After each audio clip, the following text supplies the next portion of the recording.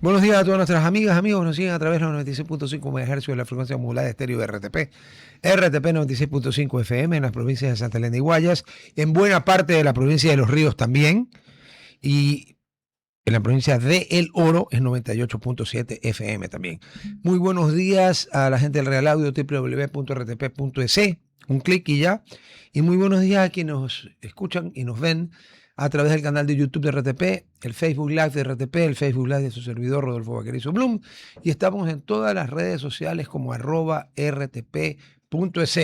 ¡Yamol! Gerhard, así es. Tengo que preguntarle al alemán. Como decía el líder Tralala, Osito, los periódicos lo único que no mienten es en la fecha. este dice que ¿qué es? 24 de junio.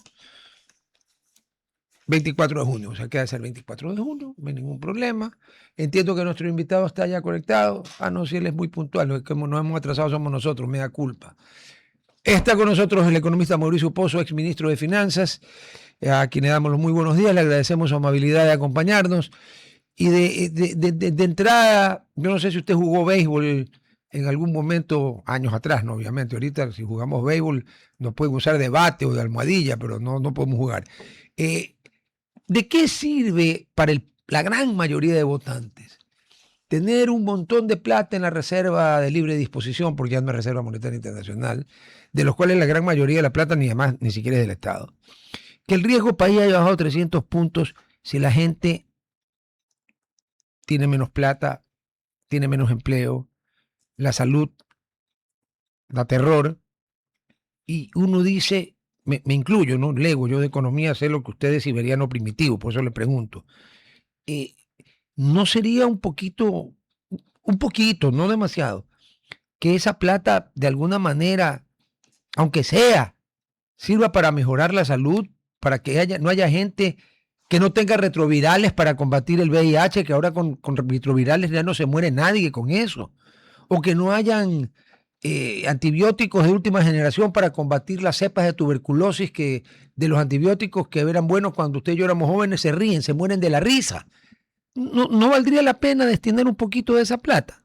Muy buenos días, adelante, por favor. Buenos días, gracias por la No, entrevista. está en su casa.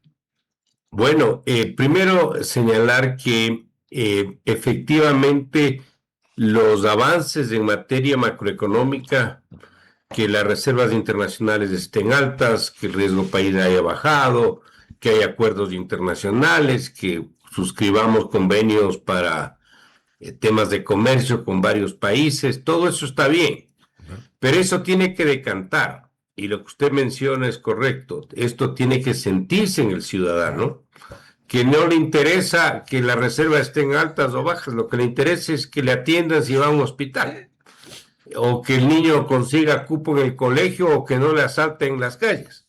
Entonces, efectivamente, eso es correcto. Ahora, ¿cuál es el tema? ¿Qué es lo de fondo? Que para que se produzca ese beneficio ciudadano, eh, la macroeconomía tiene que pasar a lo micro con cierto tipo de acciones y reformas que muchas de ellas todavía no hemos adoptado. Fíjese algo, a veces creemos que porque utilizamos más recursos o le entregamos más recursos a la salud o a la educación o a la propia seguridad, nos va a ir mejor. Y eso no necesariamente es así. Claro, no.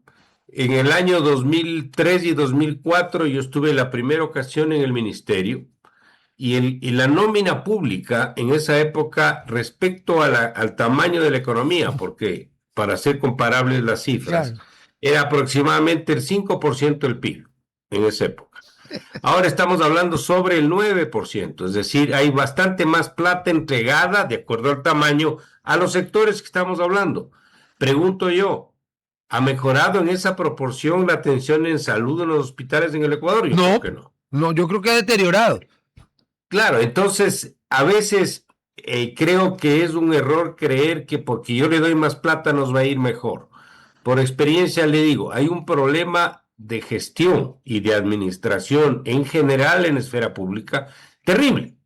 Aparte de los problemas de corrupción y problemas de esa naturaleza, pero el que yo le entregue más plata, sea de las reservas, sea de de deuda, sea de donde venga, no necesariamente garantiza que va a haber mejor gestión. Entonces, este es un tema de estructura que tenemos que tenerle claro, porque si no hacemos los cambios adecuados, y yo le doy más plata a cualquier sector, eso va a caer en saco roto. No, y eso, o peor, y va no, a caer no, en el bolsillo de los que sabemos, porque es peor que el saco roto. y también puede pasar eso, correcto. Entonces, eso es como una primera señal. O sea, La perdón, segunda es para que, ver, economista, para ver si le entendí bien.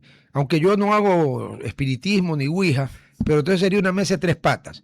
Un poco más de recursos, gente, los cambios que no se han hecho y que usted bien ha notado que el país está atrasado con relación al, creo que al Congo, que ayer casi no pierde con Colombia, la República Democrática del Congo, ex Congo belga, ex Zaire. Ya, ahí vamos, estamos más atrasados que ellos.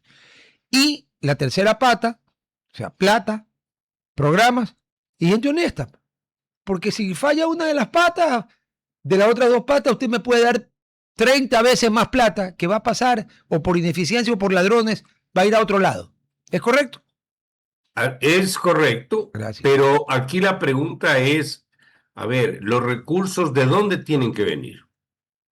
¿Es correcto, por ejemplo, apropiarse o restarle un valor, aunque sea pequeño, a las reservas internacionales para ayudar a los hospitales, para atender la preocupación que usted menciona? Yo le voy a decir lo siguiente. Las reservas, el concepto de reservas internacionales ahora es un concepto, por estar dolarizados, que corresponde al dueño del depósito en el Banco Central. ¿Ok? ¿Quiénes son los dueños de esos depósitos? Elías. El Seguro Social, y por lo tanto, esa plata es de ¿quién? De los afiliados. Claro, no es del Estado. No es del Estado, es de los afiliados, primer tema. Segundo, ¿quién más tiene plata en el Banco Central y que forma parte de las reservas? Los GATS. Los GATS, los gobiernos seccionales. ¿Es plata del gobierno central? No, es plata de los GATS. Sí. ¿Quién más tiene plata ahí? Los organismos internacionales. Esa plata es de los organismos internacionales. Y tiene la porción más grande el sistema financiero. Claro, el sistema encaje. financiero, por el encaje, deposita en promedio el 5% de los depósitos, tanto me refiero a bancos cuanto a cooperativas. Pero es alto. Y por lo eso. tanto, esa plata, ¿de quién es? De los clientes de los bancos, de los depositantes de los bancos. Pero una pregunta, ¿no están sobreencajados los bancos a propósito? Muchas veces sí, por varias razones. ¿Ya? No tienen opciones de inversión adecuadas y seguras y terminan dejando la plata en el central, o para temas de tributarios, a veces deciden temporalmente depositar un poco más de recursos. Son varias razones que pueden explicar esa Pero realidad. tampoco es plata del Estado. Y dígame, Tampoco es plata del Estado. ¿Y hay plata del Estado en la reserva? El Estado tiene su plata. Ah. ¿Cuál es esa plata? No es una reserva, no es una reserva. Ese es el cash. Esa es la cuenta corriente del presupuesto del Estado. No, la famosa cuenta única del Tesoro Nacional. Así es. No es que es una plata, no es un ahorro que esté en el central en reserva. No. Es la caja. Es donde giran los cheques para pagarle a los empleados públicos, para pagar los subsidios, para pagar la deuda, para pagar todo lo que tienen que pagar. Entonces, esa sí es la plata del gobierno central, esa sí es la plata del Estado. ¿Y cuánto es eso en porcentaje, en total? A ver, siendo generoso. Estamos hablando de cerca de 12,000 millones, y yo le diría más o menos un 10% de eso es del gobierno central. 12,000. Eso varía todos los días. Dejémoslo ahí. Pero 12,000 millones. Por darle un número, 1,000 millones, 800 millones, cuando nos presta plata el Fondo Monetario, sube el saldo. Obvio. Cuando vendemos bonos y nos entra plata, sube el saldo. Cuando pagamos deuda, baja el saldo. Es decir, eso se va moviendo. Pero eso es lo único. No, claro, pues chiquitito. Si usted me dice 10%, o sea que 9 de cada 10 dólares de ese billete grandote que suena 12,000 millones, qué bestia, resulta que no es del Estado. Así es. Entonces, ¿por qué no sinceramos y creamos dos cuentas? La que sí es del Estado y la que no es del Estado. La plata está asignada a las reservas. ¿Ya? y tiene obviamente cuentas para cada uno de los beneficiarios. Ya. No es que el Estado puede cogerse la plata de los bancos para gasto público, eso no puede hacer. A pesar de que en su momento, Lo hicieron. sí se lo hizo. Claro. Se apropiaron de 8,000 millones de reservas para gasto público. Por esa razón, es que cuando yo estuve en el ministerio en el año 20 y 21 con Lenín Moreno, mandamos una ley que se denominó la Ley de Defensa de la Dolarización para buscar proteger de que el día de mañana no venga algún gobierno con similares intenciones y vuelva a repetir lo que ya se hizo. Porque esa deuda no es que, esa deuda estamos pagando hasta hoy día. Es parte de la deuda que se le paga al central del Estado y el Estado saca plata o de deuda nueva o de impuestos o de petróleo. No es que eso no se está cumpliendo. Eso nos ha costado a todos, por ponerlo de alguna manera. Entonces, eso se hizo con esa ley. También buscaba la independencia del Banco Central, entre otras razones, pero simplemente para darle forma, esa plata está ahí, que es propiedad de los dueños de esa plata. Ya. Entonces, yo no es que yo puedo apropiarme de la plata del municipio de Guayaquil o del Banco del Pacífico para darle más plata a los hospitales. Eso no puedo hacer. No. Eso primero es ilegal y Sí. segundo es inapropiado. Pero a lo que quiero llegar es que si es el tema de plata o parte del problema es plata para entregar, hay muchas cosas que tienen que hacerse para abrir los espacios de la plata. Entonces le voy a explicar cuáles, por ejemplo. Dijo usted Las muchas. reformas. ¿Sabe qué me puso nervioso? Que usted dijo hay muchas cosas, no dijo hay algunas o pocas, no dijo muchas. O sea que estamos Muchas, complicados. sí, muchas cosas. Y voy a citar A ver. algunos casos para que se ejemplifique. Fíjese, el país no ha avanzado en reformas. No. Usted me dirá, ¿qué reformas? La reforma a la seguridad social no se ha aplicado. Ahí sigue un trabajo que se hizo con un grupo de técnicos descansando en algún escritorio y eso no ha avanzado. La reforma del Estado para el rol que tiene en la economía. El Estado participa administrando empresas públicas. El Estado no es empresario. El Estado es regulador, el Estado es sancionador, fija las líneas, las políticas, pero no tiene por qué estar ni vendiendo gasolina, ni administrando el petróleo que lo hace mal, ni administrando las empresas eléctricas que no lo hace bien, ni las empresas de hidroelectricidad, etcétera, etcétera. Entonces, todo ese rol inapropiado del Estado desperdicia recursos. ¿Ya? Y da malos resultados. Entonces, usted me dice, ¿de dónde podría venir parte de la plata? Es en esta reforma que le estoy citando. Claro, de ahí. Entonces, ahí hay un tema que obviamente tiene que cambiarse. El segundo, la propia obesidad estatal. ¿Cómo es que hasta el año 2006, entre el 2000 y el 2006, para tomar el periodo de la dolarización, que estuvieron, por cierto, 3 gobiernos en funciones, teníamos un gasto agregado que representaba en promedio el 21% del PIB? Eso después del 2007 llegó a crecer en el 2014, cuando el petróleo se trepó, al 44%. Imagínense, más que se duplicó. Ahora estamos en el 38%, que algo ha bajado, pero sigue siendo excesivo. Altísimo. Es decir, las decisiones para que la magnitud del Estado se vaya reduciendo es una urgencia y eso también puede liberar recursos para lo que estamos hablando. Ya. Entonces ahí tiene otro cambio que se tiene que hacer y que no hemos hecho. Y que no es demagogia, perdón. Y que no es que es demagogia. Eliminamos un montón de gasto ineficiente, además de pérdida de plata. Por ejemplo, entiendo que Petroecuador no tiene balances auditados, no se sabe desde cuándo. Una compañía en este momento que no tiene balance auditado vale cero, porque si no tiene balance usted no puede saber cuánto se perdió. A ver, ahí sí. No hay demagogia, no se está creando nada y se está generando dinero que se puede ir a salud, a educación, básicamente, y a seguridad, ¿no? El otro problema fundamental. Ahí se pueden asignar los recursos, pero fíjese algo que la gente cree que la plata entregada a salud o a educación o a seguridad es óptimamente utilizada. No es verdad. Tampoco. Ahí también hay excesos, ahí también existe ineficiencia. Hace no muchos años, no sé cuál sea el número el día de hoy, pero hace no muchos años había en el sector público 60,000 vehículos. Imagínense lo que esos son 60,000 vehículos. Multiplique cada vehículo, mantenimiento del vehículo, el chofer del que maneja el vehículo. La los repuestos gasolina del que ahora está vehículo, cara. La gasolina, el Sí. seguro, es un platal. Y eso está mucho en salud, en educación, en Fuerzas Armadas. Es decir, no es que ahí no hay problemas, ahí hay también problemas. Entonces las decisiones también tienen que ir a esos sectores.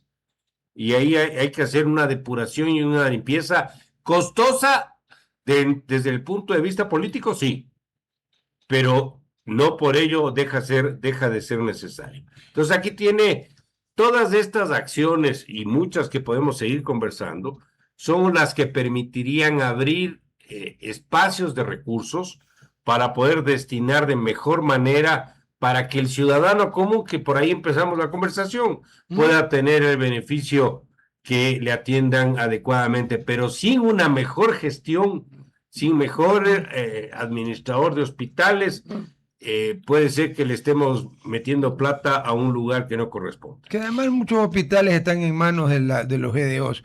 La última pregunta, y le doy paso a Sofía. Es más que pregunta, es una reflexión. Me acabo de recordar, lo sabía, pero me acabo de recordar, que usted fue ministro de Finanzas de mi coronel Gutiérrez. Que fue el Yo empecé, claro. yo he tenido la experiencia de estar al inicio de un gobierno, que eso ocurrió en el año 2003 y 2004. Yo estuve año y medio en el ministerio ahí. El 15 de enero del 2003 se posesionó el gobierno y yo empecé con el gobierno. Y me retiré el 1 de junio del 2004 cuando hubo, por cierto, Miss Universo. El día que vino Donald Trump porque era el dueño de la marca. Claro. Me acuerdo porque coincidió el día y la fecha. Yeah. Y regresé en octubre del 20, en plena pandemia, con Lenín Moreno y terminé el gobierno en mayo 24 cuando se entregó a la administración de Guillermo Lasso. Lo que quería Así decir que he estado es que, en esos claro, dos periodos, uno al final y otro al principio. Pero lo que yo quería recalcar era que usted estuvo antes de y después de el que sabemos. Ah, claro, pues. O sea que usted Cuando puede meter el antes de, Ajá. recuerdo que quería siempre debatir conmigo, yo nunca le di espacio para debatir. Además estaba en plena campaña. Recuerde que cuando ese gobierno salió y entró el vicepresidente Palacios, Sí. El primer ministro de Economía de Palacio fue Rafael Correa. Claro. Y él estuvo 100 días y ahí empezó la destrucción por ejemplo, de los ahorros fiscales que habíamos acumulado. Los fonditos, como decía este señor. Los fonditos. Y eso terminó en el gasto público global y se perdió esa plata, por ponerlo de alguna manera. Pero bueno, es parte de la historia nuestra, ¿no? Perfecto. Sofía. Buenas tardes, buenos días, ya estoy perdida, pero en la conversación que están teniendo y salta mi curiosidad, se ha hablado desde el gobierno de cerrar ciertos ministerios para optimizar un poco gastos, pero también quisiera su pregunta en la asamblea. Hay diferentes organismos, yo creo que adentro del gobierno, como yo veo en la asamblea, ¿qué asambleístas tienen varios asesores, tienen ayuda legal, tienen guardaespaldas y ese gasto es muy elevado para un trabajo que personalmente creo que no se lo hace bien desde la asamblea? ¿Existe la posibilidad de acortar gastos, como estábamos diciendo, carros en ciertos lados de salud, que en realidad den una evidencia para esos gastos tenerlos en otro lado, o en realidad todos estos organismos necesitan la estructura que tienen en estos momentos? A ver, varios temas que usted ha abordado. Recuerde que hubo una reducción del número de ministerios hace no mucho tiempo de 20 a 14. Sí. ¿Cuál es el objetivo o cuál debería ser el objetivo? Yeah. Mejorar la atención, la eficiencia en la gestión pública y hacer lo que se llama economías de escala. Es decir, si usted fusiona 2 ministerios, ya no necesita 2 directores de personal, de recursos humanos, necesita 1. Y así puede usted provocar una reducción del gasto público. Eso en la reducción de 20 a 14 no se dio. No nos ahorramos $1. No hubo reducción de gasto con esa reducción de ministerios. Por esa razón, en esta nueva, que es pasar de 14 a 10, no quiero ser mal abuelo, pero soy escéptico de lo que pueda pasar. Además, le digo algo, en el Ministerio de Economía, al menos, que es la experiencia que yo he tenido ahí, a usted le faltan las horas diarias de trabajo. No quiero pensar que me sumen agricultura y producción, cuando yo de agricultura no es muy fuerte, no conozco, no me gusta meterme en temas que no manejo. Entonces, eso le veo difícil, le veo complicado y probablemente muy ineficiente. Yo creo que la reducción del tamaño puede darse sin necesidad de generarle más complejidad a la gestión pública, creo yo. Habrá que ver, ojalá me equivoque y ojalá todo salga maravillosamente, pero al menos la experiencia que hemos tenido no ha sido la mejor. Segundo, fíjese algo. En la salud, usted tiene problemas que se evidencian de la siguiente forma. El principal hospital, el más grande de tercer nivel de complejidad, que es la complejidad más grande en Quito, es del Hospital Eugenio Espejo, un hospital de 700 camas. Y usted, si quiere operarse en el Eugenio Espejo, tiene que hacer cola, como tiene que hacer cola en el Carlos Andrade Marín del Seguro Social. Es decir, hay cirugías que se demoran 6 meses hasta que encuentre una cama. Pero ese problema es en esos hospitales. Hay hospitales del mismo sector público que están ubicados, me invento el ejemplo, en La Tacunga o en Guaranda, donde tiene subocupación. Entonces, ¿cómo es que en la misma esfera pública usted tiene hospitales que no se da abasto y hay otros hospitales que tiene poca ocupación? Entonces, aquí hay un problema de administración de cómo manejar el sector. Ese es un ejemplo que ilustra lo que estábamos comentando.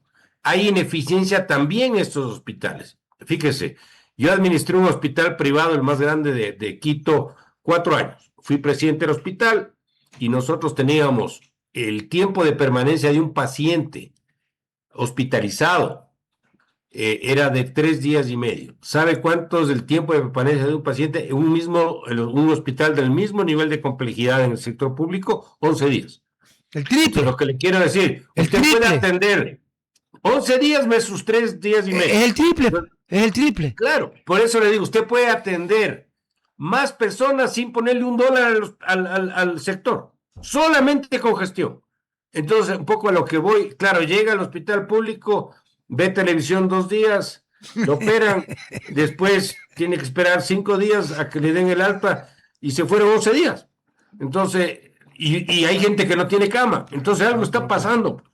Y eso no se arregla con plata, eso se arregla con administración. Entonces, le estoy dando unos pocos ejemplos que ilustran que hay mucho por hacer en la administración pública y que eso podría dar lugar a un mejor servicio sin necesariamente buscar a quién le quito la plata para que, si hay que hacerlo, no quitarle, sino administrar mejor, pero que hay que acompañarle de estas otras decisiones. Qué interesante, porque Sofía su maestría la hizo en la Johns Hopkins University. Sí, claro, que está adscrita al Johns Hopkins Hospital de Baltimore, Que Maryland. conozco muy bien el hospital de Johns Hopkins. Es una pena porque es un estado azul, demócrata, o sea, partidario de Clinton y Kamala Harris, pero bueno, pero entiendo que el Hopkins junto con el Massachusetts General son los mejorcitos de Estados Unidos. Es de los top, de Estados Unidos. O sea que ahí ella es la que puede preguntar, porque yo de salud sé ponerme una curita y crema Mevo cuando me quemo un dedo, dele.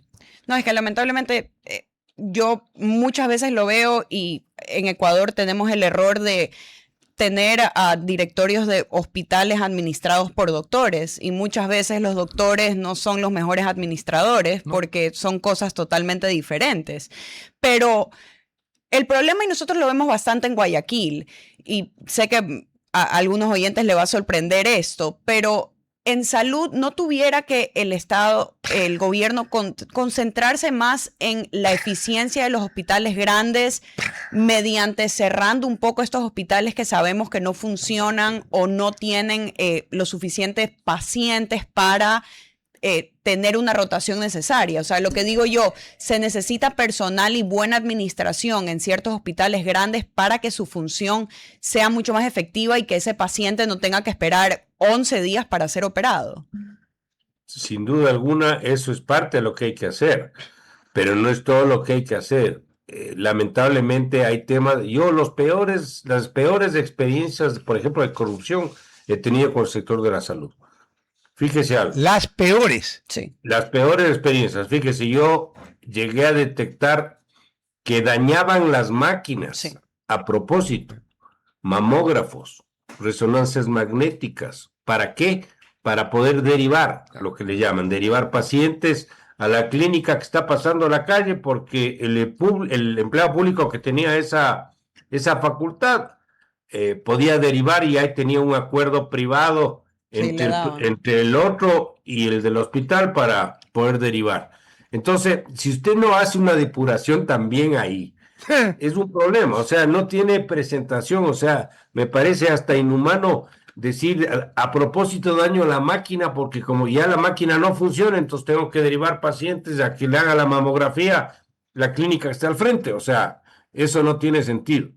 Entonces, ese tipo de cosas, si no se genera un cambio, también el tema del beneficio a la persona, que es la que sufre y no tiene la atención adecuada, no le va a llegar. El problema es que a don Vicente Rocafuerte, a don Gabriel García Moreno y al general Alfaro nadie les hubiera dañado un mamógrafo porque lo fusilaban. Ahora ya no se puede porque somos gente civilizada. Yo pregunto, ¿es ser civilizado dañar un tomógrafo para verle un tumor en el cerebro a alguien? No, no es civilizado, es criminal. Y a los criminales, pues, los mejores criminales son los que están muertos, no digo yo, ¿no? Si no, no hubieran matado en Nuremberg a los nazis, pues le hubieran dado una medalla. Pero bueno, Sofía. De ahí también mi crítica siempre ha sido hacia el gobierno. Hemos tenido, creo que ya 5 ministros de salud que hasta el día de hoy, creo que el último que entró, el presidente Daniel Noboa dijo, hace ya será un mes, pero que en 2 semanas iban a tener un registro de lo que está pasando y los avances que se están dando. Como solución, yo no creo que obviamente el abastecer de medicinas es extremadamente necesario cuando no se las tiene, pero ¿qué, en su opinión, qué otros componentes son necesarios para poder no solo acabar con la mafia que existe hacia la derivación, pero poder mejorar el servicio de salud que nosotros vemos en el Ministerio de Salud? A ver, usted puede cambiar la cúpula, usted puede cambiar los ministros, pero los ministros son efímeros, son temporales.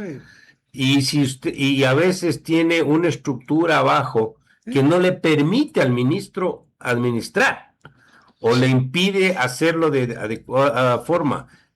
Usted puede instruir lo que hay que hacer, pero eso no garantiza que las cosas se van a hacer. Entonces, ¿a qué quiero llegar? Si usted no hace un proceso de depuración al medio y abajo, eso no va a funcionar.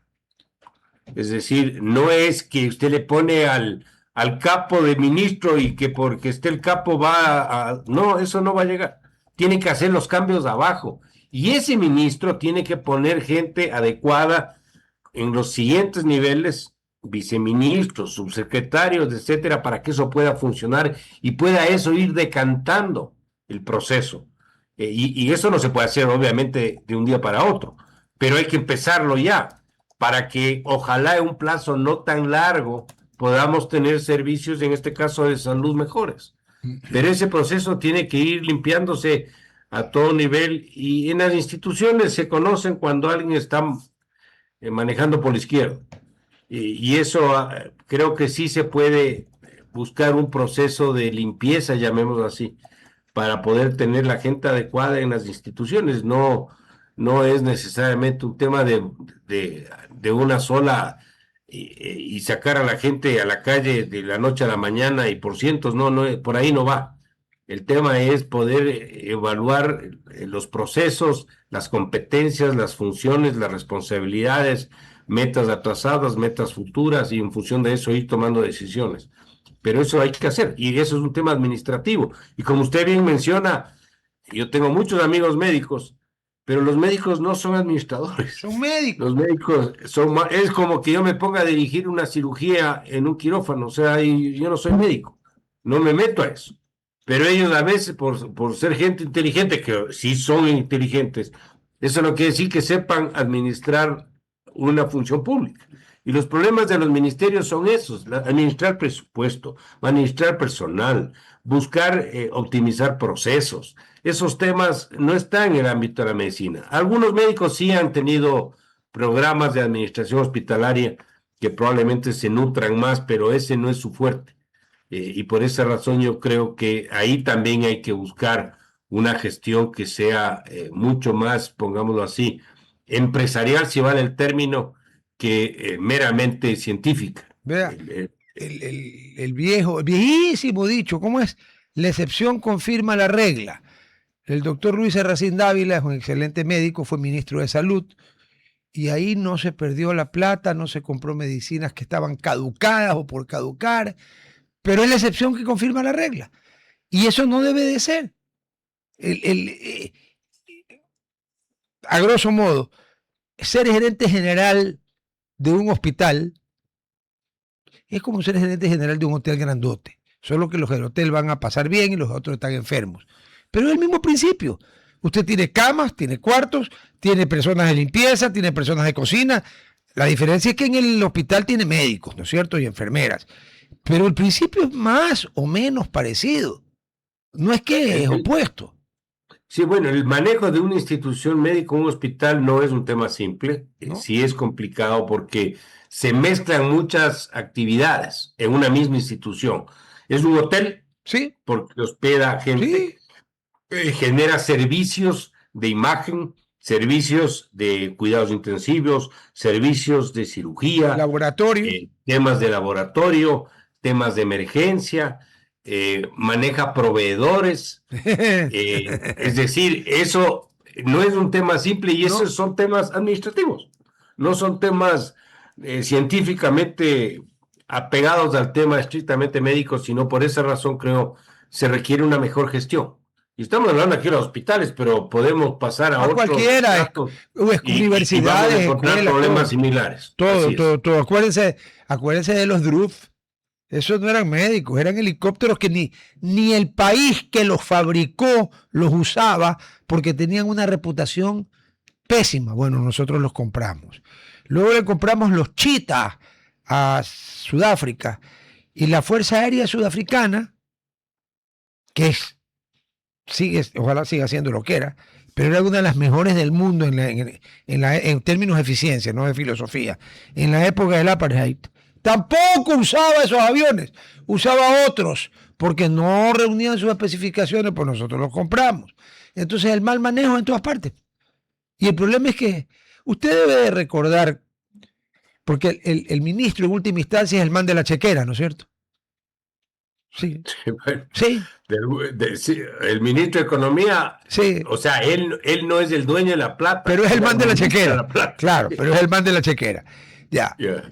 Cuando usted fue ministro de mi coronel Gutiérrez, quien aprecio, me honra con su amistad, yo tengo una opinión distinta de la que mucha gente tiene de Lucio Gutiérrez. Yo quisiera saber cuánta gente derivaban hasta que llegó el señor Ramiro González, que ahora es refugiado político en el Perú. Esperemos que Keiko Fujimori termine esa alcahuetería. Y de repente, de 100, de 300 derivaciones, se fueron a 3.000, después a 10.000, después a 30.000. Y después hubo médicos que hicieron hospitales para mandarse ellos mismos las derivaciones. O sea, eso es el colmo, pues ya. Sí, Eso lamentablemente, sí, fíjese, los médicos cuando se gradúan juran Ajá. el famoso juramento de Hipócrates, pero muchos son, y hay excelentes médicos, y no quiero generalizar porque sería injusto, pero hay algunos que son hombres de negocios también. Claro. Entonces, Bastantes. Y quieren hacer negocio con la medicina y ahí es cuando se prostituye la profesión, Claro. lamentablemente. Es que algunos confunden, parece que en griego, igual que en castellano, Hipócrates e hipócrita son muy parecidos. Entonces hay unos que hacen el juramento del hipócrita. Hay otros que son, pues, obviamente médicos de primera y hacen el juramento de Hipócrates. Pero los otros van a robar, jefe. Aquí en Guayaquil se descubrió decenas de redes de médicos del seguro que le decían al paciente: mira, aquí la próxima cita te la van a dar en 4 meses, pues yo te atiendo en mi consultorio mañana. Oiga, lo que pasa es que aquí si salimos a la calle, aquí en Guayaquil o en Quito, los dos, a preguntar, y le preguntamos a cualquier persona que pase, ¿qué es ética? Los jóvenes nos van a decir que es un grupo de heavy metal griego. Y los más viejos dirán ética. ¿Qué será eso? Pues no. Pero bueno, ahí estamos, Sofía. Y yo creo que otro tema que no quisiera dejar pasar, que justamente el Expreso lo sacó en su página 6, es que hablaron el desempleo de los jóvenes. Específicamente hablaron cómo golpea gente entre 15 a 24 años y hablan de que en un solo año este segmento pasó de 28 al 40% en medio de la alta rotación. Lo que es interesante es que si nosotros después vemos las cifras entre 25 a 35, el desempleo bajó un 7.9%, de 34 a 44 bajó un 1.8% y de 45 a 64 un 0.6%. Entonces, aunque nosotros vemos una alta rotación entre los grupos de 15 a 24 años, los grupos mayores se ve que el desempleo ha bajado. ¿Por qué se da, en su opinión, por qué se está dando estas estadísticas? Y el gobierno, nosotros vemos que ha impulsado programas con jóvenes sociales, una inserción de 180 millones para buscar la inserción de 150,000 personas de las edades 18 a 29, en el cuales les pagan 400 mensuales. Esto lo vienen haciendo desde el 2024, pero lo que puedo evidenciar con las estadísticas es que este tipo de programa no los ha ayudado realmente a permanecer en la población económica activa. ¿Por qué se puede dar esta diferencia entre personas que están cogiendo este programa y personas mayores que están entrando al área laboral y se quedan más tiempo? A ver, las políticas públicas en materia, por ejemplo, de empleo, tienen que ser políticas sostenibles en el tiempo. Claro. Usted puede ayudar en plazo corto con alguna decisión que se insertan los jóvenes en cierto programa, pero eso no garantiza de que eso va a permanecer en plazo largo. Por esa razón, tenemos siempre que partir del criterio que el principal generador de empleo en el país es el sector privado, no es el sector público. Y el sector privado contrata personal cuando puede tener una expectativa de que la economía va a crecer, que va a buen ritmo. Las estimaciones de crecimiento para este año no son las mejores.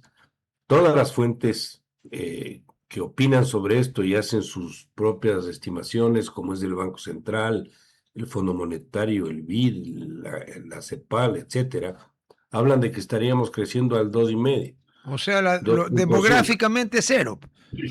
O sea, muy poquito por encima del crecimiento poblacional.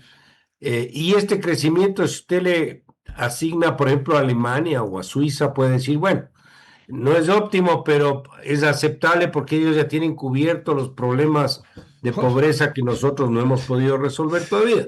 Entonces, el país no puede darse el lujo de crecer al 2,5%, tiene que crecer al 5% de manera permanente durante décadas para poder resolver los problemas que estamos conversando de empleo, los problemas de pobreza, etcétera. Tiene que crecer mucho más.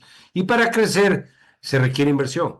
Y para inversión requiere el rol del sector privado y el sector público. Y las leyes.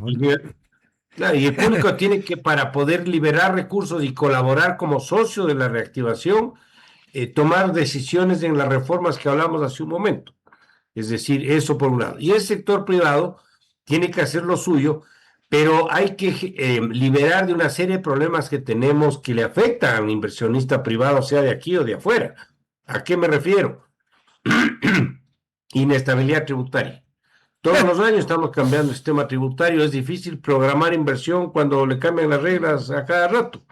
2, impuesto a la salida de divisas. ¿Cómo es que ya va a traer inversionistas si le cobro el rato que va a remesar? La plata no se queda porque tengo impuestos, sino si el ambiente es bueno o es malo. Eso.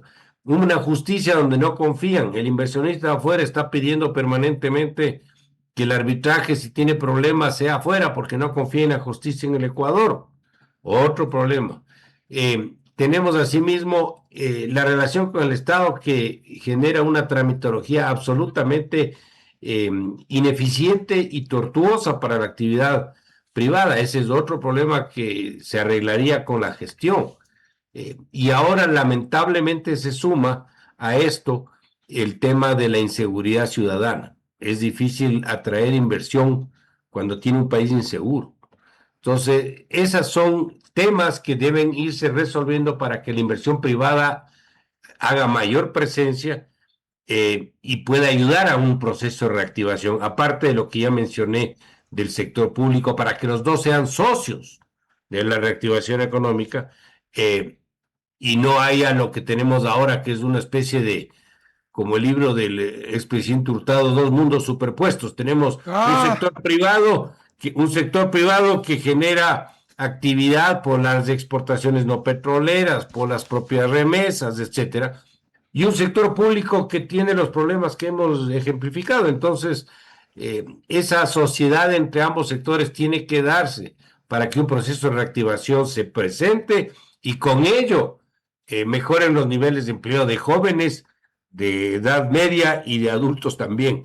Entonces eso yo creo que es parte de las cosas que hay que hacer y que tiene que empezar el gobierno. No es que lo va a resolver mañana en una sola fecha, pero tiene que empezar, porque si no empezamos estos temas estaremos hablando de lo mismo que todos los años. El comentario que acaba de hacer el economista usted, la obra del doctor Hurtado, me hizo un flashback cuando estaba al comienzo de la universidad. Dos mundos superpuestos, dos puntos, análisis de la realidad ecuatoriana, autor Osvaldo Hurtado Larrea. Early 70s. Empezábamos a tener el petróleo después de poner un barril en el templete de los héroes de la patria, lo cual, Dios mío, yo no sé qué le pasó al general Rodríguez Lara, pero a ver, un barril no puede estar con los héroes de la patria, simplemente, un barril de nada. Y, yendo al core del problema, si el señor, la hipótesis que 90 y pico % de ecuatorianos creen pues, que existe, se aparece a todos y le dice, vea, he resuelto que Mauricio Pozo va a resolver esto, tiene carta blanca mía y soy el señor, no se metan que yo tiro rayos como Sodoma y Gomorra, no se le crucen en el camino. ¿Qué reformas en lo económico o atado a lo social, pero en lo económico, porque usted es economista, aunque la economía es una ciencia social al final del día? No, es una ciencia social. Sí, es una ciencia social. A ver, ¿qué cambios hay que hacer aquí? Ya, obviamente, va a demorar. Nadie, esto no es la isla veneciana de Murano donde soplan y hacen botellas, o cristales, o ceniceros, o lo que sea. ¿Qué cambios fundamentales habría que hacer en lo económico para mejorar lo social? A ver, la reforma de la gestión pública. Todo lo que tiene que ver con la administración pública en la dotación de servicios a la ciudadanía. Ya. Es una reforma que tiene que pasar por cambios, como ya mencioné algunos de ellos. La reforma a la seguridad social. Este es un problema institucional, pero es un problema también fiscal. Eso tiene que arreglarse en el ámbito de las pensiones, que es un ámbito de la seguridad social, y en el ámbito de la salud, que es el otro que hay que cambiar.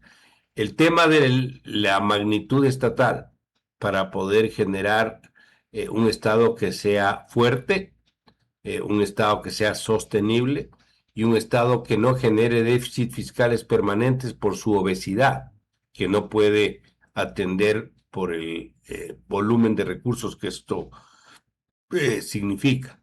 Se requieren reformas que ayuden al empleo. La reforma laboral es fundamental. El país tiene una estructura obsoleta que data de 1938 y que es una restricción a la contratación de personal. Hay que facilitar la contratación y no entorpecer la contratación. Esa es otra reforma que se requiere trabajar de manera eficiente. Y algo que no hemos mencionado, que es fundamental, la rendición de cuentas.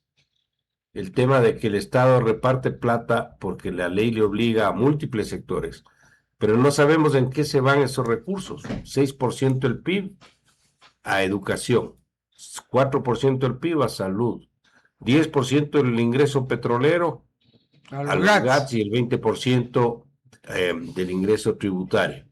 Pero ¿dónde están las metas? ¿Dónde están los objetivos? ¿Cuál es la trazabilidad? ¿Cuánto se va en gasto de inversión? ¿Cuánto se va en gasto corriente? esa información hace que haya un desperdicio de fondos, lo que llaman los americanos el accountability, es decir, que rindan cuentas Claro. de la plata que reciben del Estado, que es plata de todos los ecuatorianos, porque eso viene del petróleo, de los impuestos y de la deuda. Esos son los recursos estatales, pero esa plata tiene que destinarse a múltiples sectores y no sabemos en qué mismo se está yendo esos recursos. Entonces ahí tenemos la otra reforma que hay que hacer. Así que ahí tiene unas 5 o 6 Oiga, pero que creo que son urgentes. sobre la última, cuando en este gobierno, hace muy poquito, se pasó una ley para exigirle a los GATS que le cuenten a la Contraloría en qué gastan la plata que reciben, por ahí salieron unos enfermos a decir que eso atentaba contra la autonomía.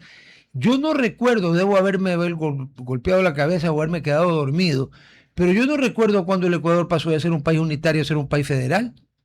Y aún en los países federales, la Contraloría General de la Nación puede meter la cuchara, como decimos, decir, oye, hijito. Claro, ahora, fíjese algo. La Contraloría lo que hace es el control legal de las operaciones de las entidades públicas. Es decir, que esté el respaldo, que el contrato, que el convenio esté debidamente legalizado, etcétera, etcétera. Pero la Contraloría no mide eficiencia. ¿Y cómo hacemos O sea, para no medir hace eficiencia? de que, por ejemplo, los recursos mayoritariamente vayan a inversión y no a Ya. gasto corriente. Ya. Eso no hace la Contraloría. Ya.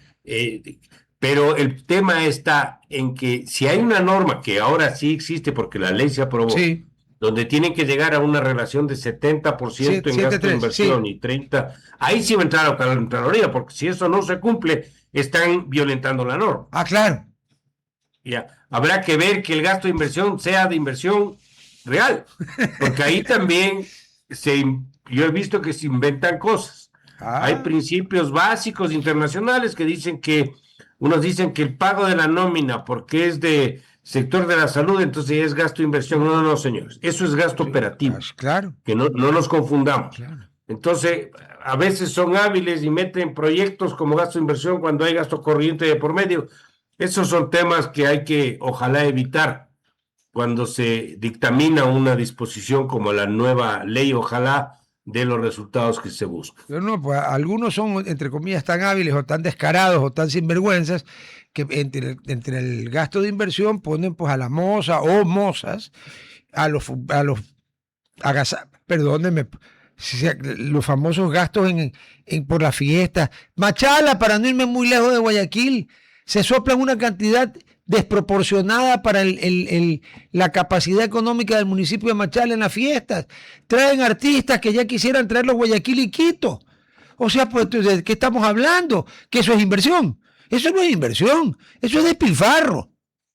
Pero estamos en Ecuador, Sofía. A mí me gustaría saber su opinión. Yo tengo mi opinión que no creo que es lo más efectivo, pero hemos visto que el gobierno usa bastante la posibilidad de feriados largos como un impulso económico, más que nada al sector de turismo, que hemos visto que obviamente con la ola de inseguridad se ha visto muy afectado. ¿Qué tanto esta medida en realidad funciona? Porque mientras al turismo yo creo que sí le puede estar funcionando, hay muchas empresas privadas las cuales tienen que reorganizar su agenda y ver si pagan horas extra y ver si también la gente va, porque yo estoy en el lado médico y la gente normalmente cuando hay un feriado largo lo último que quieren hacer es gastar en salud, pero afecta al rubro de muchas empresas que tienen que organizarse a última hora para ver cómo cubren estos feriados que cada vez se hacen más extensos. ¿Esta medida para un impulso económico verdaderamente sirve o solo ayuda a ciertas áreas? A ver, la política económica de cualquier gobierno tiene que buscar, entre otros objetivos, un proceso de reactivación permanente y sostenible en el tiempo, donde todos los sectores tienen una participación. El sector del turismo es un sector importante, sin duda alguna, pero yo creo que los esfuerzos, pongámoslo así, o los beneficios de un IVA menor en los feriados no es algo que efectivamente le va a dar un boom enorme o significativo al sector. Mucho más le serviría una actividad económica con un ritmo de inversión mayor, donde la gente con impuestos del 8% al IVA o del 12% al IVA o del 15% al IVA, igual vaya a hacer turismo. Entonces, creo que puede ayudar, a mi manera de ver, no tan significativamente al sector. Creo que los esfuerzos tienen que concentrarse para que haya una reactivación del sector agrícola, del sector industrial, del sector de la construcción, del sector turismo, de los servicios, etcétera. Y eso no se da si no tenemos un crecimiento mucho más acelerado. Así que de esta manera, creo yo, le pondría el aporte de tener estos beneficios de los feriados para buscar estimular una actividad. Usted mencionaba que vamos a crecer más o menos 2,5.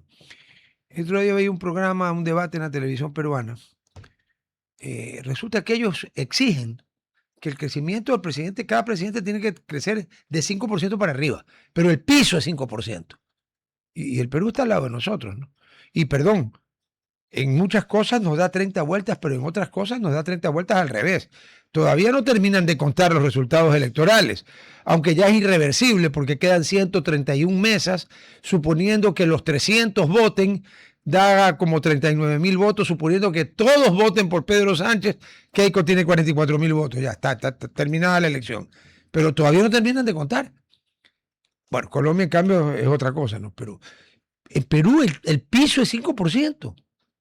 Sí, bueno, Perú es uno de los países que ha demostrado perseverancia en la política económica y buenos resultados, y esto viene desde el gobierno de Fujimori. Claro. Y ahí han pasado bastantes presidentes y en las últimas fechas, con poco tiempo en cada una de sus funciones, pero Perú tiene más institucionalidad, le diría yo. Tiene un Banco Central independiente, el presidente del Banco Central, que yo le conozco, a Julio Velarde, que es un gran economista, él está 22 años ahí, se caen los presidentes. 22 años. Claro, de presidente del Banco Central. ¿Alguna vez en el Ecuador alguien ha durado 2 años? No. Yo tenía el récord en el ministerio, por cierto, al inicio del gobierno, pero a lo que voy es que ellos tienen eso, pero que no se crea que han resuelto, los problemas sociales del Perú. No. En Perú hay problemas de pobreza terribles. Ahí también no se ha dado ese decantamiento que estábamos hablando antes, y ahí tienen el problema. Pero ese no es el único caso. Colombia, con excepción de la administración de Petro, en materia económica también se ha manejado relativamente con un norte, una perseverancia, una consistencia. Y ni se diga Chile. Va.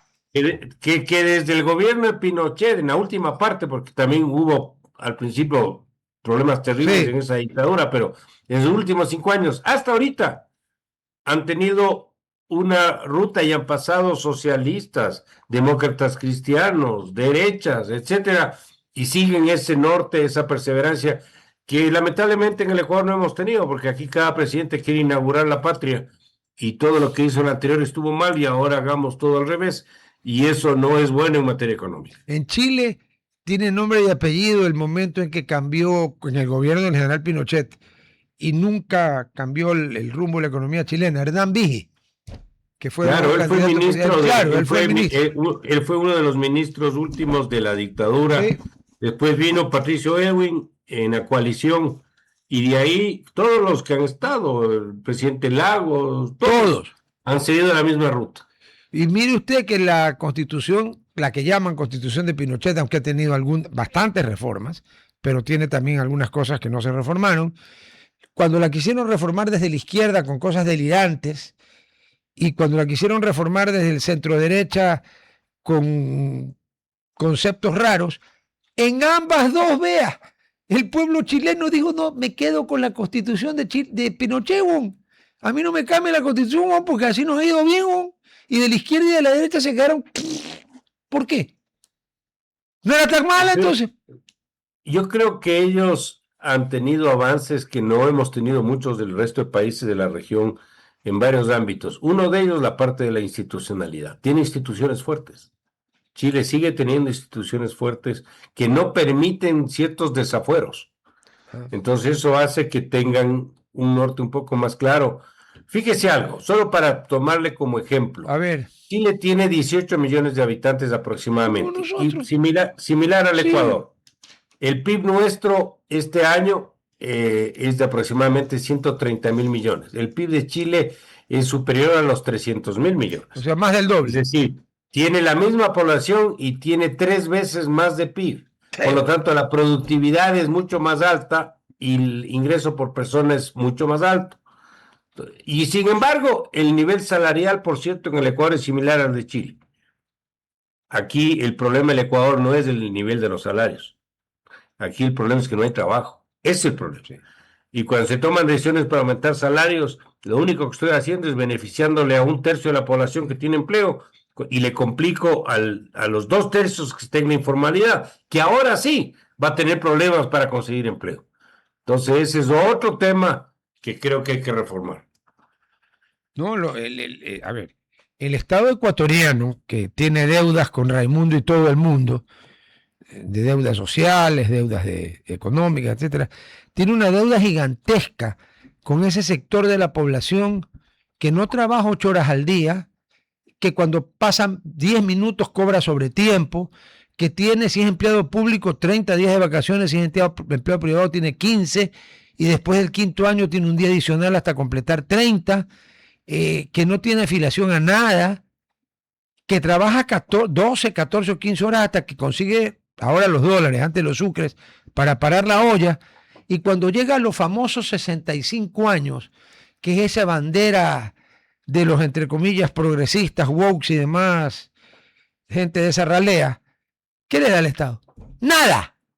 Y ese hombre ha trabajado probablemente desde antes y el doble de horas de los que reciben, con todo derecho, lo que han aportado ellos y sus empleadores. Perdón, más un 40% que aportamos todos, porque el Estado es una entelequia. Ese 40% lo aportamos todos los ecuatorianos. ¿Y qué le damos a los informales? Nada. Le da un infarto. No puede ir a un hospital del IES porque no es afiliado. Es una... Oiga, eso en otros países es un poco más claro, que ahí no pasaría, ¿no? Pero en la no consentida hipótesis que pasara, eso le origina una acción legal conjunta, lo que los gringos llaman, se me fue la palabra, me voy a acordar el nombre, class action contra el Estado de miles de personas, porque no hay derechos, ¿no? ¿Qué reciben esos ecuatorianos que se sacan la madre trabajando todos los días, de lunes a lunes? ¿Y cuándo? ¿Qué le dan? Ah, que se vaya a atender al Ministerio de Salud Pública. Pero no hay ni gasa, pues allí, pues. Ahí hay un problema serio. Usted lo acaba de decir. Es correcto, esos son los lamentables problemas que seguimos teniendo. Para mí un poco como que para ir terminando, sí me gustaría saber, hemos hablado, y creo que con Rodolfo lo hemos dicho varias veces, diferentes sectores que tienen un mayor potencial. Nosotros vemos que en la explotación de petróleo y de minerales es un área que está concentrado bastante posibilidad de crecimiento que no la hemos potenciado. Bueno, el petróleo, acuérdate que la redujimos porque 80 hectáreas de 900.000 iban a arruinar a las 900.000. Pero también yo creo bastante en la agricultura y la buena agricultura que se puede tener, o en la pesca que hemos visto que ha crecido, o en el exportar camarón, que ha sido también un gran boom en el Ecuador. Pero en su opinión, ¿qué sectores tienen un mayor potencial para impulsar un crecimiento en los próximos, digamos, 10 años, para motivar a la economía? Hay algunos que creo que son esenciales. El primero, el tema petrolero sigue siendo un buen negocio, pongámoslo así, a nivel internacional. Nosotros hemos cometido errores y de fondo. Sí. Uno de ellos es lo que ha pasado con Petroecuador, que no ha sido pues una institución que ha podido aprovechar los precios altos, porque la producción no solo se ha estancado, sino que se ha reducido. Y para ello hemos hecho una consulta en el Ecuador, sin explicarle a la gente qué es el ITT. ¿Cómo le preguntamos a la ciudadanía si quiere o no producir petróleo en el bloque 43 del Yasuní, sin explicarle cuál es la contribución del campo petrolero, cuánto le aporta al Estado, cuánta gente depende de esos recursos, si ha habido o no ha habido daño ambiental desde que se inició el proceso, etcétera, etcétera. Y claro, no explico, no difundo, no comunico bien. Y el resultado fue que la ciudadanía dijo no produzca, y ahora parte del problema de la producción es por eso. Entonces, y además, algo que no sabe la gente, no existe experiencia en el mundo de cómo levantar un campo en una zona protegida. O sea, no existe. O sea, nadie sabe cómo hacer. Levantar eso va a costar más que la instalación cuando se lo hizo. Es decir, es una locura. Nos hemos pegado un tiro en el pie con esa decisión. Entonces, ahí tendrá que ver el gobierno si puede volver a replantear algo para buscar preservar, pero eso veamos qué ocurre. Entonces, el área petrolera es uno de los sectores.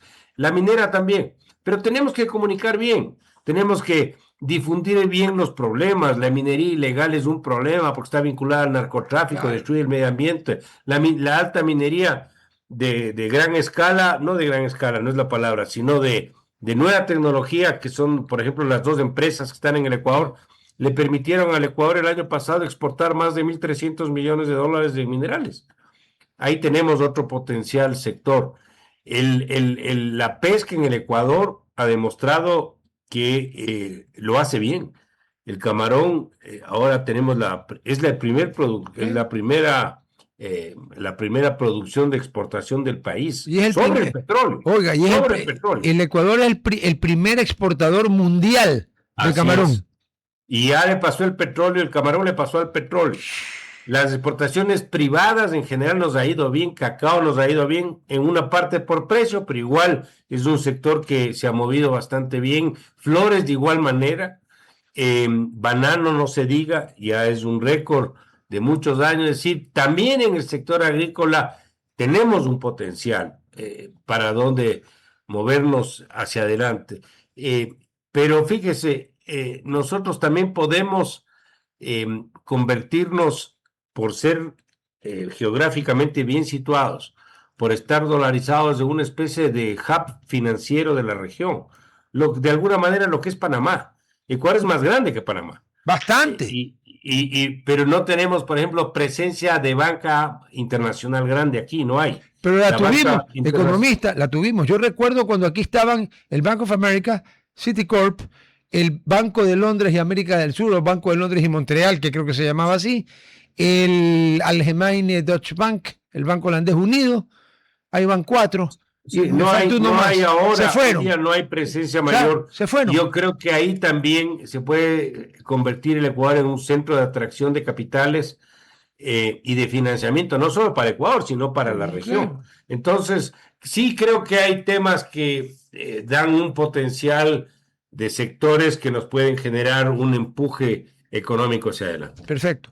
Economista, muchas gracias. El tiempo, estamos ya mismo, me tiro una bomba de azufre. Gerhard, le agradezco enormemente su amabilidad de habernos acompañado. Creo que hemos aprendido bastante del tema y bueno, ¿usted tiene algún chance de hacer una invocación para que don Vicente, don Gabriel y don Eloy resuciten, a ver si arreglan esto como arreglaban ellos las cosas? ¿O no? No tiene. No tengo esa posibilidad. Yo tampoco, qué pena. Gusto de verlo, muchas gracias, muy amable. Gracias. A ver, chicos, antes de irnos, guarda las granadas que te dio Marisela, que sí te vi. Ya. A ti te están reclutando. A ver, señora. Queremos hablar o queremos mencionar, porque Sí. esto ha pasado hace unos días y creo que hemos tenido otras cosas, no porque no sea importante, porque creo que Rodolfo quería saber bien qué Yo quiero la pasaba autopsia. con el tema, y es el caso de Mónica Silva, que es la activista que vivía en Santa Elena, en Montañita, que hace varios meses y en varias entrevistas había mencionado tener amenazas a que la iban a matar. Bueno, la mataron. Y sucedió, lo cual también es preocupante porque vemos, y cuando es de decir las cosas bien las decimos y cuando es de criticar también las decimos. El ministro Reinberg, yo creo que de una forma apresurada, mencionó que esto podía ser considerado no un asesinato, sino que ella había dejado o había mandado un mensaje de buenos días a su expareja y esto lo consideraba como que si ella tenía depresión y este caso no era un asesinato, lo cual no es cierto en lo absoluto, porque también en las medidas preliminares de este caso se consideró que ella tenía un golpe y que fue... No, perdón, hay un informe del perito legista de aquí. Ahora, Argentina ya nos dijo que sí a la asistencia internacional y van a mandar expertos forenses, que Argentina en eso está por el tema de la dictadura muy avanzado, y Polonia, porque ella era polaca, también ha dicho que sí. Yo quiero una autopsia, yo no quiero autopsias de ecuatorianos. Sí, y aquí dice un poco, y lo que he escuchado de periodistas, no quiero autopsias de ecuatorianos. que la buena suerte que ha tenido Mónica Silva es el no ser solo ecuatoriana. Puta, porque o sea que eso es buena suerte. ¿Por qué? Porque lo hemos visto con periodistas que por decir cosas o alzar sospechas de lo que está pasando o injusticias, son asesinados, y lamentablemente por el hecho de ser solo ecuatorianos, la cosa se queda ahí. Lo bueno de este caso es que Mónica Silva no era solamente ecuatoriana, y al momento de ser alguien internacional que ha alzado la voz, esto no deja que el gobierno lo deje como algo que lo pueda poner. Es que no puede, bajo porque la alfombra. Unión Europea, porque Polonia es miembro de la Unión Europea, la Unión Europea le dijo en el lenguaje diplomático, que yo se lo puedo traducir al de la Snaki de la Yaqui, le dijeron al gobierno del Ecuador, a ver un ratito, nosotros como Unión Europea te exigimos, no te estamos pidiendo, te estamos exigiendo que esto se investigue bien y que pidas asistencia penal internacional. El gobierno inmediatamente hizo lo que tenía que hacer, pidió la asistencia legal internacional, y tanto Argentina como Polonia se han comprometido. Ahora yo pregunto, ¿están viniendo en qué? ¿En carapacho de tortuga o a lomo de cangrejo? Porque ya tenía, vuelo entre Buenos Aires y Guayaquil hay directos. ¿Eh? Yo sé que venir desde Varsovia a acá es fácil. ¿Eh? Te vuela a Varsovia, Ámsterdam, que deben de haber varios vuelos diarios, y de ahí viene KLM al Ecuador. Pero esto también... o se va a Madrid y de ahí viene directamente al Ecuador. O sea que, ¿qué estamos esperando? Pero este caso también, y esto es lo último que voy a decir para culminar con el programa, este caso es muy preocupante, yo no la conocía, pero al final del día esto era una mujer que hablaba de los derechos humanos, hablaba de la naturaleza, investigaba independientemente, y me apena mucho que el país ha llegado al punto de que voces que tratan de alzar la corrupción sean eliminadas, y espero que esto no pase como ha pasado con periodistas anteriormente que son olvidados en la historia. Esto no puede ser que porque tú alzas tu voz y no le tienes miedo a lo que está pasando, esto te suceda. Esto no es una persona que era una persona violenta, no era una persona que alzaba su voz cuando veía injusticias. Y a ver, ¿cómo es mal de muchos consuelo de tontos? A ver, por lo menos aquí en Ecuador esto es esporádico. Vaya pues a Colombia y a México. Ahí es por centenas. Pero no nos podemos convertir en eso. O sea, no, por lo mismo, hay que pararlo ahorita. Porque si no nos vamos a donde están ellos. Esto hay que pararlo ahorita. Y una vez que tengamos bien los informes forenses, la fiscalía va a tener que ser fiscalía, porque la fiscalía tiene que investigar, porque ahora son los dueños del caso, del proceso, no como antes, a todos, a tirios y a troyanos y a moros y a cristianos, a todos, porque la señora Silva, que en paz descanse, y a quien yo no conocí, ¿ya?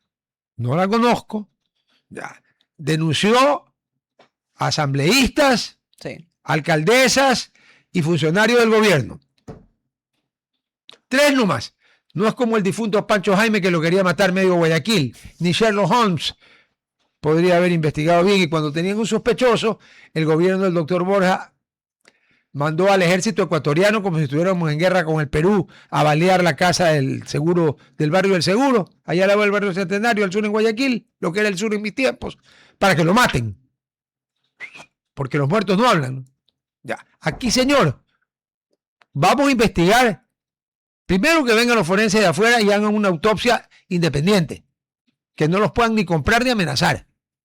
Una vez con la autopsia, la fiscalía va a tener que hacer su trabajo, porque desde aquí yo los voy a joder todos los días. No me cuesta nada, saliva. Pero todos los días, carajo, hasta que se aclare quién la mandó a matar. No quién la mató. Ese fue un sicario. ¿Quién pagó? Como en el caso del señor Fernando Villavicencio, que el que disparó lo mataron enseguida. Pues. Y los otros cómplices los fueron a matar. Pues. Y los otros que estaban en la cárcel amanecieron muertos. Pues. Eso no puede volver a pasar. Eso, claro, esto no fue en este gobierno, por si acaso, ¿no? Pero a ver, presidente Noboa, a ver, usted no puede permitir que esto se quede así nomás. Sí. Bueno, mañana es jueves. Juega Ecuador. Lo voy a matar a Gerhard. Es que ya nos hemos pasado. No me importa un lado, no sé qué, los otros se pasan 3-4 minutos todos los días y él ya ni les pone el cartel porque los otros no le paran bola. No, sí le pone. Yo estaba en la mañana, la verdad. No, ya salió también. Uy, Dios mío. A ver, bien clarito, mañana es jueves, ¿no es cierto? Y juega Ecuador, ¿no es cierto? Y yo sé que no es un programa deportivo. Pero hay decenas de miles de ecuatorianos que viven en Estados Unidos que sacrificaron todo para ir a seguir a la selección a los 2 y al tercer estadio donde juegan mañana. Y hubo un montón de ecuatorianos que se dejaron enganchar como bobos con el humo que les vendieron y que algunos han hipotecado o vendido y prestado. Sí. Entonces, si mañana no ganan, porque el empate no sirve de nada, adivinen a quién le voy a dar a quiénes le voy a dar la gabardina. Comenzando por el presidente de la Federación Ecuatoriana.